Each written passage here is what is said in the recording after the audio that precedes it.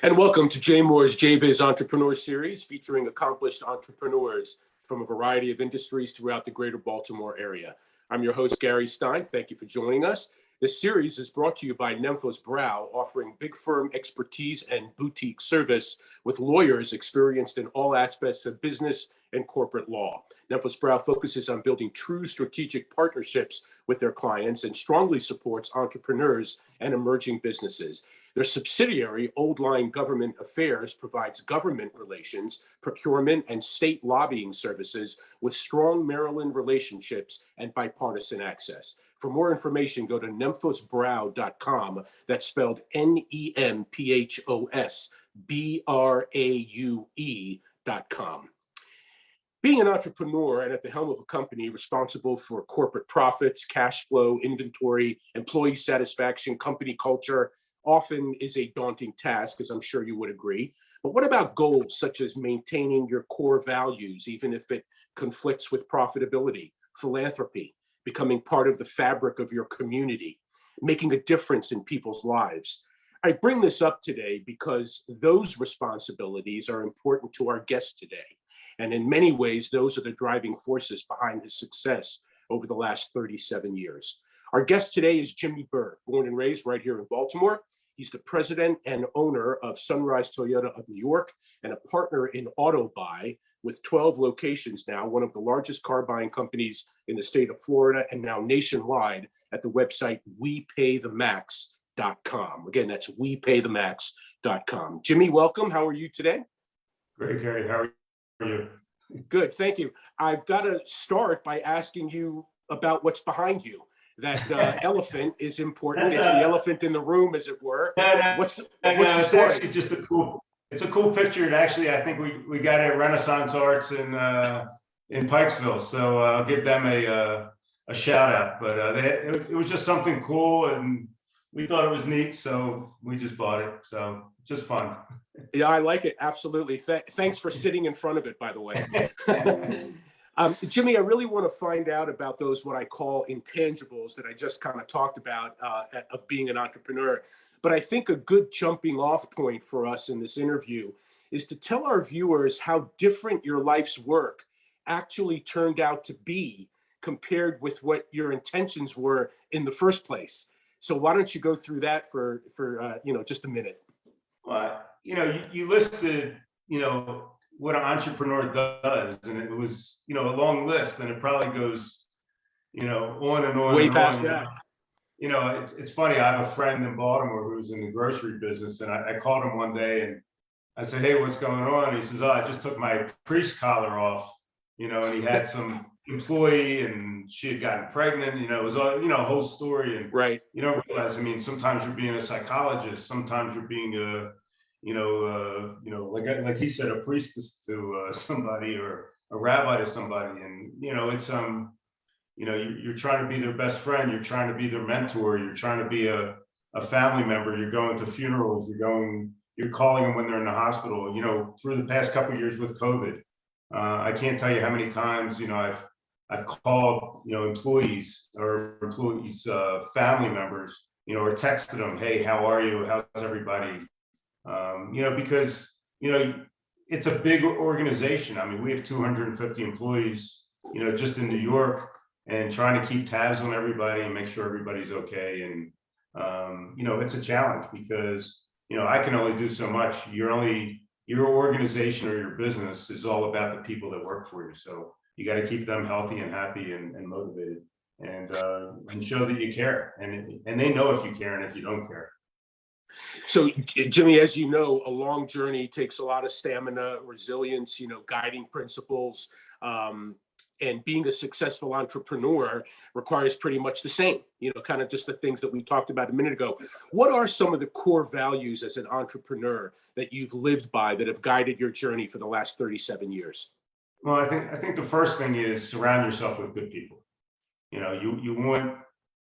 want good employees, and you want people that care, people that have the same values that you do, that are going to take care of your customers. If you take care of your employees, they're going to take care of the customers. And I focus on customer satisfaction all day, every day. And I'm the one that actually tracks all the reviews. I have control the Facebook pages and the Yelp and the Google reviews and all that. And, you know, my employees and my managers, they'll get an email from me or a text from me at 2 a.m, because if I see a review that's not right or somebody that isn't satisfied, I'll say, hey, I need you to take care of this customer right now. And that's what we're really focused on. We want satisfied customers, because I say you can always sell a customer one time. That's an easy thing to do. But selling them a second time or a third time and having them send you their friends and relatives, then you've accomplished something. And if you do that, it's a snowball effect. That snowball builds as it rolls down the hill, and then you grow and you grow and you grow. And eventually it's word of mouth. I mean, I would say at my Sunrise Toyota store, probably 80% of our new car sales is repeat and referral business. You know, so it takes the advertising out. I mean, you still want to advertise and brand and have people know about you, but for the most part, it's repeat and referral business. And customers know when they come to us, they're getting a straight deal. We're taking care of them. If you go on Google, I mean, we're a 4.8 out of 5. You can't get much better than that. And people come to us and they say, hey, we came to you because you were a 4.8 and all the other dealers are a 3.3. You know, there must be something about you. It's just like going to a restaurant. You're not going to go to a restaurant with bad reviews. You're not going to go to a place in New York City. It's got a C rating for cleanliness. You want an A rating. So that's the world today. People are sharing what they think about you. So you have to make sure that your employees, it starts at the top. If you care and you show that you care, they're going to care. And if you show that you don't care about your customers, your employees aren't going to care about your customers. So it's a whole culture thing in your business. And to me, that's how I wake up every day, and I want to make sure that my employees and my team know about that and know how I feel. So that leads into this, Jimmy, which is a perfect segue. A great quote from you: making money is nice, but making a difference in people's lives is what's important. Smiles on people's faces are the best investment. So talk to me a little about that. So, you know, again, you know, we can only eat so many steaks. You know, and I think the important thing, you know, there's plenty of people that, you know, making money is nice, and having nice things and traveling and, you know, homes and all that. And it certainly buys nice things. But, you know, there's a big world out there that we need to take care of. And, you know, we've adopted, and I sit on the international board of Sunrise Association, which is Horizon Camp and Sunrise Camps up in New York. And it's a camp for children with pediatric cancer and their siblings. It's free of charge. We also do in-hospital programming. We partner with Sinai and Hopkins in Baltimore. And we're opening a new camp now. I think we have 7 physical camps, summer camps, day camps for kids with pediatric cancer. And we're also in Israel. And we're about to open in South Jersey. So last year I donated over $200,000 to Sunrise Camps. And what we do is every customer that comes in for service, we donate $1, and we ask the customers, hey, would you like to match that? On top of that, I write a lot of other checks to the camp as well. And my wife, Harry, and I were honored as the honorees last year for Sunrise Camps at their major gala, which ended up being virtual, but it was amazing. We raised over $1 million through the gala last year.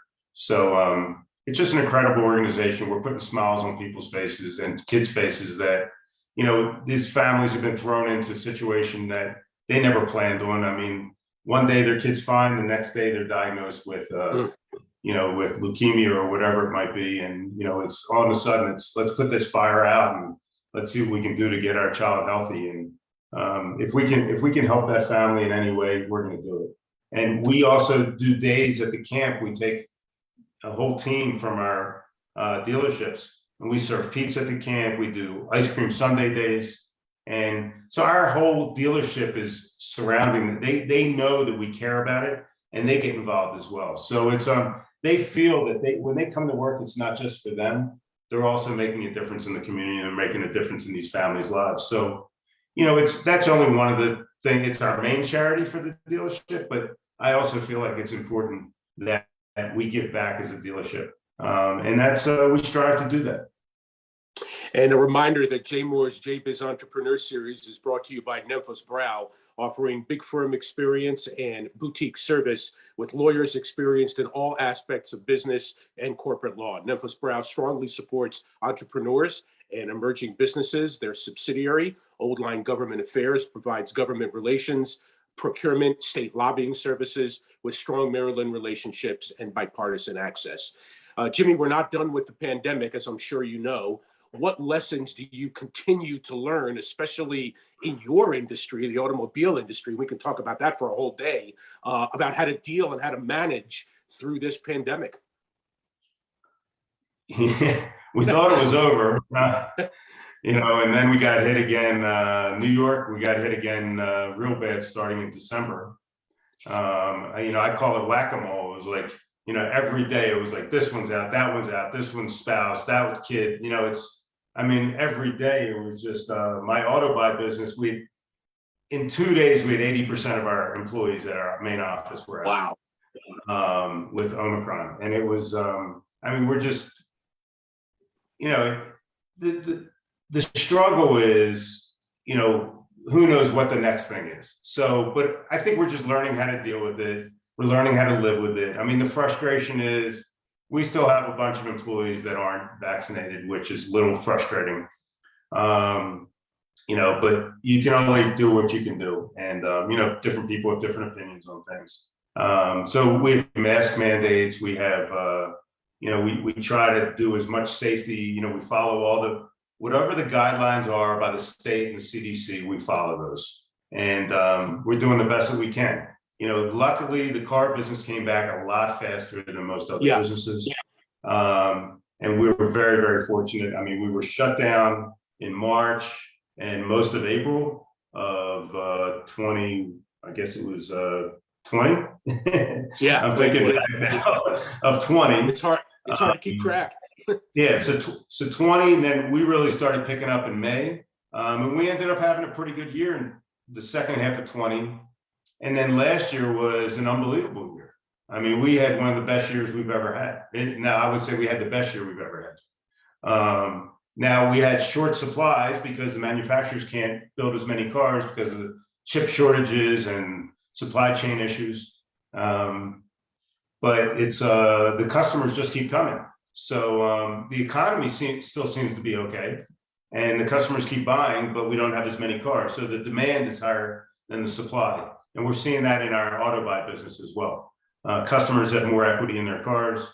People that used to, leases, you always had no equity in the car. And now they have equity in the car. So, we're able to give consumers a lot more equity. They might owe 18,000 and before the car was worth 16, now it's worth 22. So now they're making $4,000 on that car and we're giving them a check, for the difference. So it's actually working out great for a lot of consumers today.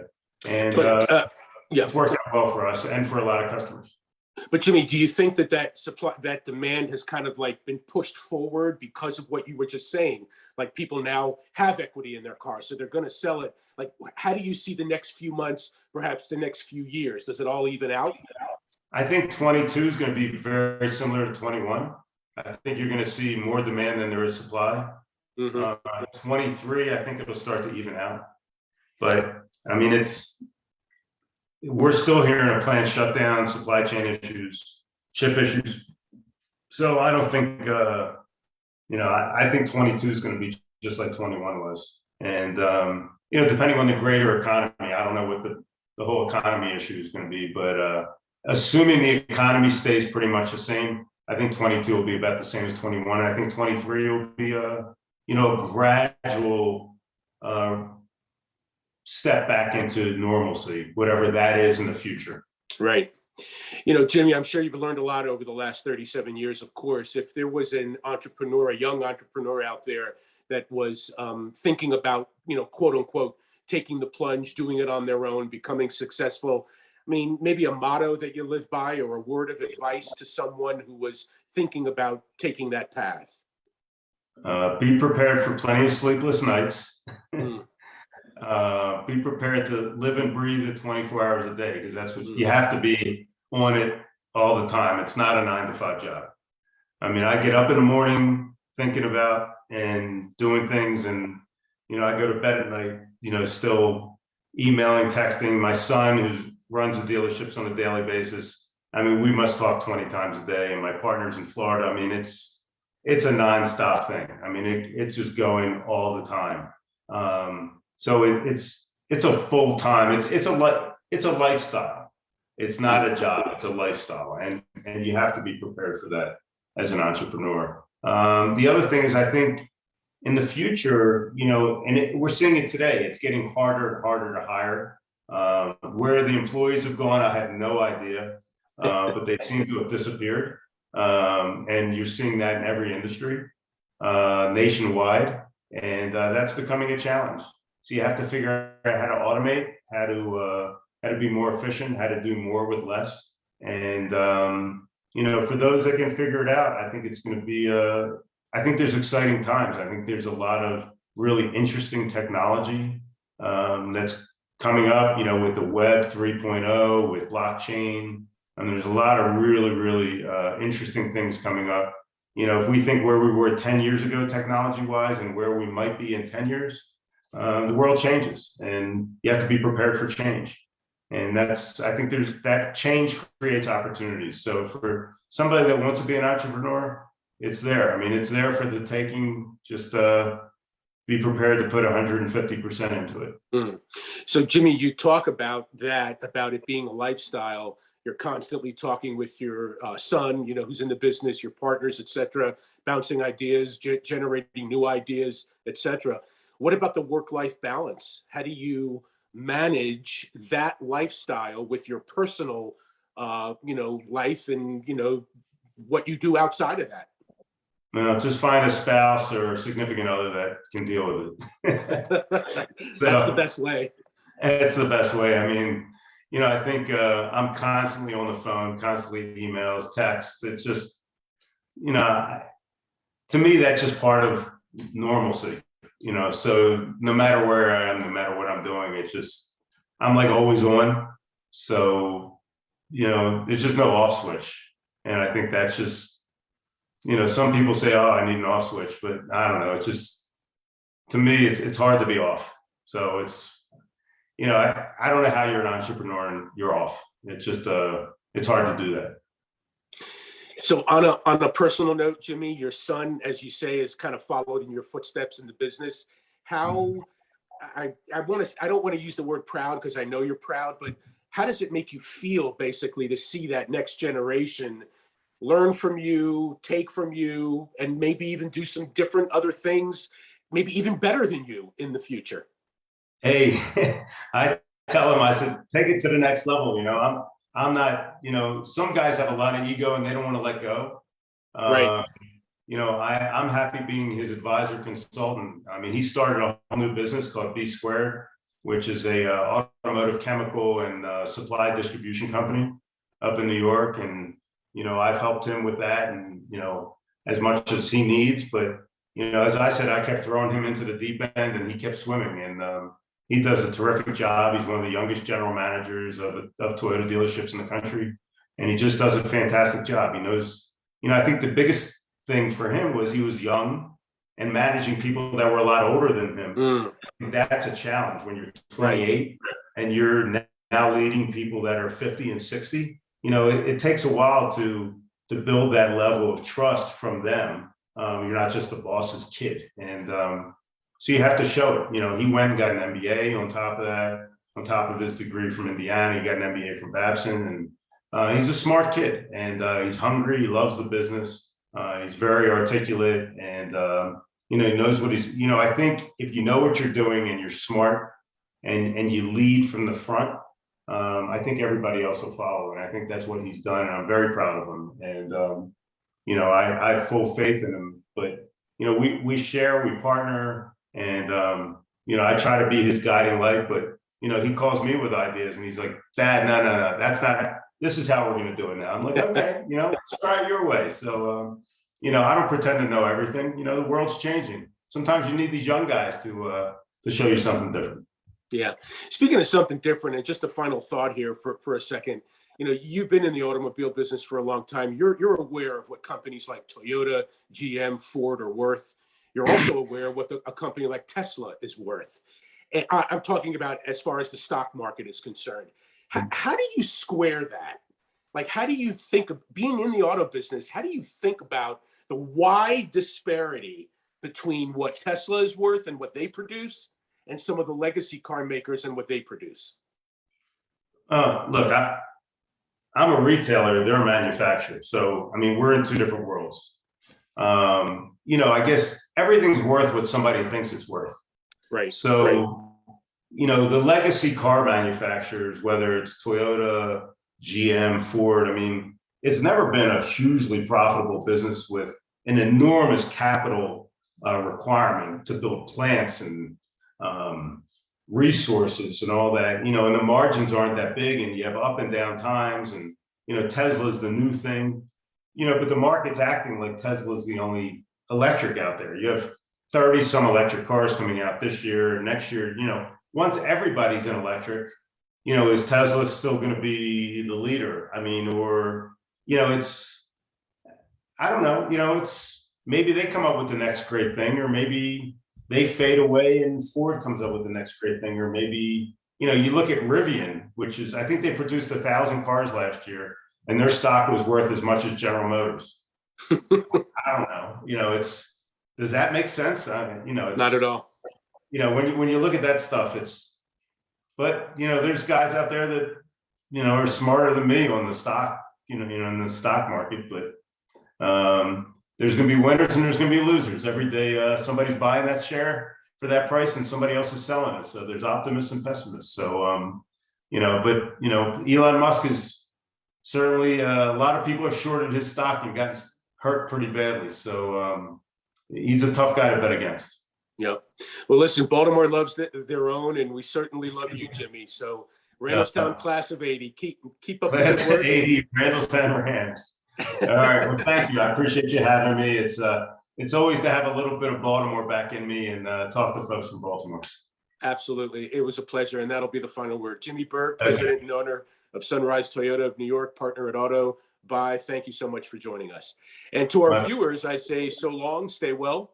And we'll meet again soon for another installment of Jmore's JBiz Entrepreneur Series, which is brought to you by our good friends at Nemphos Braue, supporting corporate growth at every stage of business. Until next time, we'll see you then.